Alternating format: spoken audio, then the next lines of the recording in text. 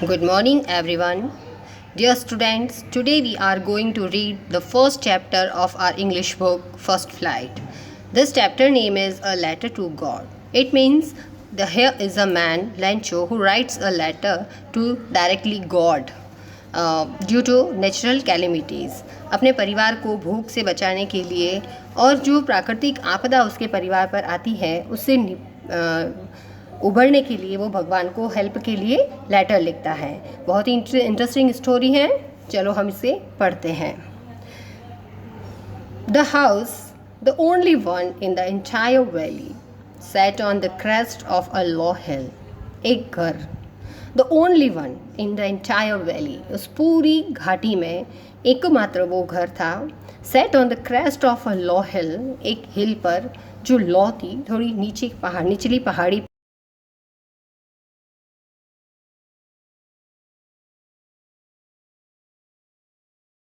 One could see the river and the field of ripe corn, dotted with the flowers that always promised a good harvest.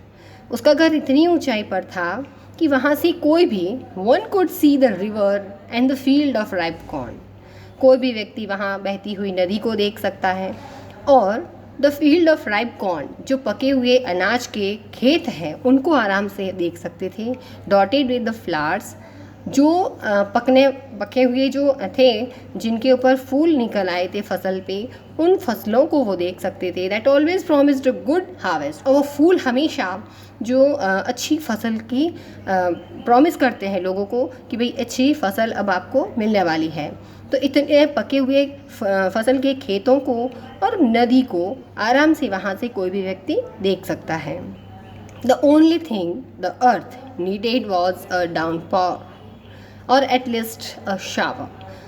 अब एकमात्र एक चीज़ की ज़रूरत थी धरती को अच्छी फसल देने के लिए, और वो वस्तु थी डाउनपॉर यानी बारिश।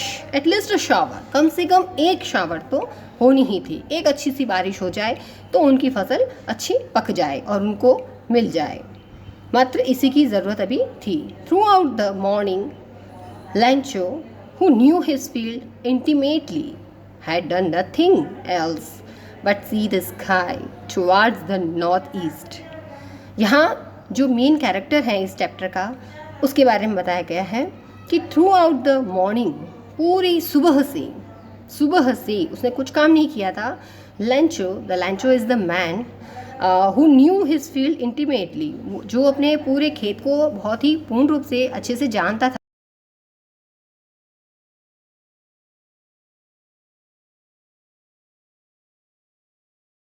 मैं वही काम करता था।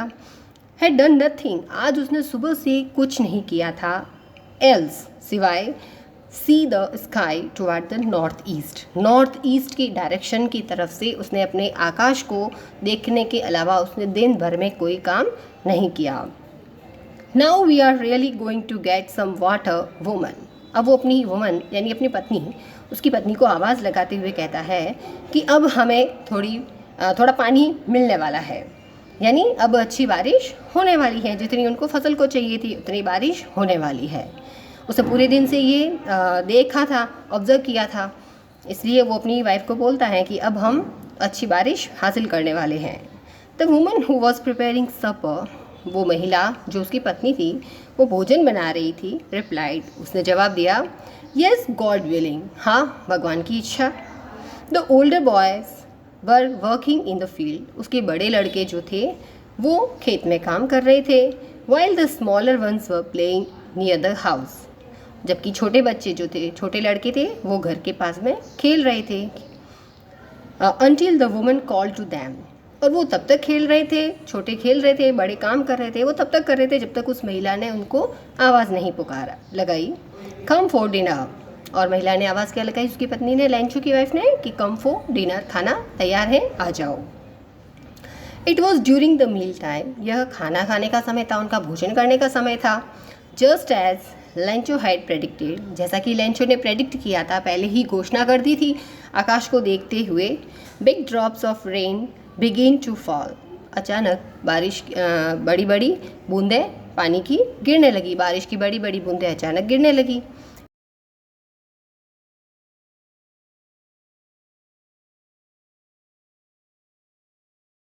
उस डायरेक्शन में बहुत बड़े बड़े माउंटेन ऑफ क्लाउड्स यानी बहुत बड़े बड़े बादल वहाँ से उस डायरेक्शन से आते हुए दिखाई दे रहे थे। कुड बी सीन अप्रोचिंग, आते हुए कोई भी देख सकते थे। The air was fresh and sweet, हवा बहुत ही फ्रेश और स्वीट थी। बारिश के मौसम में हवा अच्छी होती है। The man went out for no other reason than to have the pleasure of feeling the rain on his body. वो आदमी यानी लंच वो अचानक बाहर गया, केवल मात्र कोई अन्य कारण नहीं था उसकी वहाँ से बाहर जाने का। जैसे ही बारिश की बूंदें शुरू हुई वो बाहर गया, तो बाहर जाने का कारण कुछ और नहीं था, बस वो उस प्लेजर को, उस आनंद को फील करना चाहता था। रेन ऑन हिज बॉडी, अपनी बॉडी पे बारिश की बूंदों के प्लेजर को, आनंद को महसूस करना चाहता था। And when he return he exclaimed, और जब वो बारिश में थोड़ी सी बूंदों का एहसास लेकर जब अंदर आया तो वो एक्सक्लेम किया, उसने बताया, these aren't rain drops falling from the sky, ये जो आकाश से पानी की बूंदें गिर रही हैं ये कोई रेन ड्रॉप्स नहीं है, ये बारिश की बूंदें नहीं हैं। दे आर न्यू कॉइन्स, हमारे लिए वो नए कॉइन्स है, नया पैसा है। The big drops are 10 cents pieces and the little one are 5s, की जो बड़ी बड़ी बूंदें हैं वो हमारे लिए 10 सेंट के बराबर है, और the little one are 5s, और जो छोटी छोटी बूंदें हैं वो 5 के सिक्कों के समान है। सेंट और पैसो जो इसके अंदर आएगा, पैसोज, ये फिलीपींस की करेंसी है, और ये स्टोरी का बैकग्राउंड भी फिलीपींस का ही है। विद अ सेटिस्फाइड एक्सप्रेशन, बहुत ही संतोषजनक एक्सप्रेशन के साथ, ही regarded the field of ripe corn with its flower, उसने अपने पके हुए जो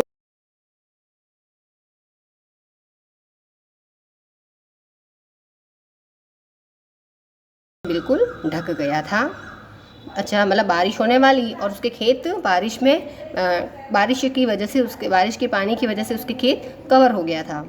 but suddenly a strong wind began to blow, लेकिन तभी क्या हुआ, अभी तक तो खुश था वो क्योंकि बारिश आ रही थी, जितनी उसकी कॉर्न को चाहिए थी उतनी। But suddenly a strong wind began to blow and along with the rain very large hailstones began to fall. अचानक बारिश का रूप बदला और तेज़ तेज़ हवाएं बहने लगी, और उसके बारे हवाओं के साथ, बारिश के साथ साथ बहुत बड़े बड़े हेल स्टोन यानी ओले, बर्फ़ के गोले होते हैं, वो गिरने शुरू हो गए। These truly did resemble new silver coin, और ये वास्तव में जो हेल स्टोन थे वो वास्तव में उनको सिल्वर कॉइन के जैसे थे। अभी तक तो वो 5 और 10 के सेंट, 5 सेंट्स 10 सेंट्स के मान रहा था, लेकिन जब हेल स्टोन जो दिख रहे थे वो वाकई में सिल्वर कॉइन्स के जैसे नज़र आ रहे थे। The boys exposing themselves to the rain, बच्चे जो लड़के थे वो भी बाहर गए बारिश में। Ran out to collect the frozen pearls, और वो बारिश के के साथ साथ जो हेल स्टोन गिर रहे थे, बर्फ़ के गोले, फ्रोजन पर्ल्स, उनको इकट्ठा करने के लिए वो भी बाहर बारिश में गए। It's really getting bad now exclaim the man, अब उस आदमी ने एक्सक्लेम किया कि अब बहुत बुरा होने वाला है, वाकई में बहुत बुरा होने वाला। अभी तो वो खुश था, बारिश होने वाली थी जितनी चाहिए थी, लेकिन बारिश के साथ साथ अचानक से हेल स्टोन गिरने लगे जो कि फसल के लिए बहुत ही नुकसानदायी होते हैं। तब वो निराश हो गया और उसने कहा कि अब बहुत ही बुरा होने वाला है। I hope it passes quickly, लेकिन फिर भी कहा ना, निराशा में आशा रखनी चाहिए, तो उसने भी कहा कि उम्मीद है ये बहुत ही जल्दी ख़त्म हो जाएगा, गुजर जाएगा। It did not pass quick,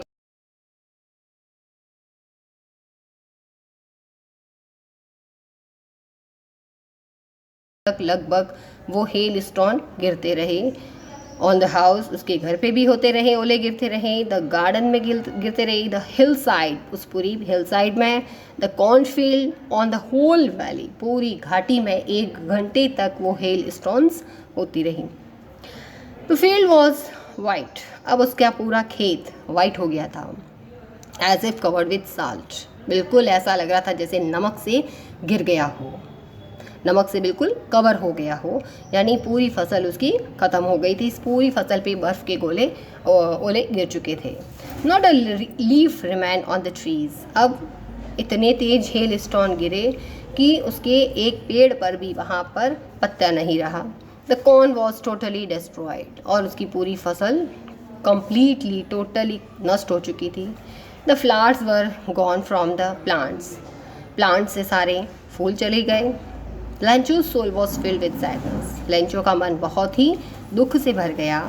When the storm had passed, जब ये storm गुजर गया, he stood in the middle of the field. तब वो बाहर आया और अपने खेत के बिल्कुल मिडल में जाके खड़ा हुआ. And said to his sons, और अपने लड़कों को कहा, a plague of locusts would have left more than this. plague of locusts यानी ये जो टिड्डों का दल, जब टिड्डे आते हैं फसल को नष्ट कर लेते हैं, बड़े बड़े कीटे होते हैं.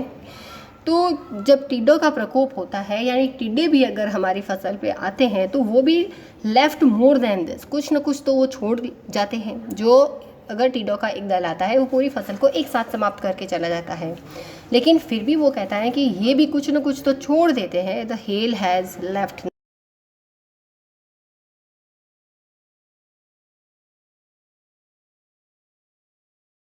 नहीं मिलेगी. That night was a sorrowful one. वो रात बहुत ही दुखपूर्ण थी उनके लिए, क्योंकि उनकी सारी मेहनत ख़त्म हो गई थी, ख़राब हो गई थी, और पूरे साल अब उनके पास कुछ भी संपत्ति पैसा नहीं आने वाला था. All our work for nothing. हमारा सारा काम जो था वो बिल्कुल, जो मेहनत जो हमने की थी, वो कहता है कि नथिंग, सब व्यर्थ हो गया. There is no one who can help us. और यहाँ अब कोई भी ऐसा नहीं है जो हमारी मदद कर सकता है. पता नहीं ये साल कैसा निकलेगा. We will all go hungry this year. हम सब इस पूरे साल भूखे मर जाएंगे. मतलब जब हेल स्टॉर्म हो गया तो उसके बाद में वो कहता है जब हमारी फसल ख़त्म हो गई है तो अब हम पूरे साल भूखे मरने वाले हैं और हमारी कोई मदद करने वाला नहीं है. लेकिन कोई मदद होती है उनकी, लेकिन कैसे, कौन मदद करता है, ये हम पढ़ेंगे अगले वीडियो में. So, thank you for watching. See you in the next video. Thanks again.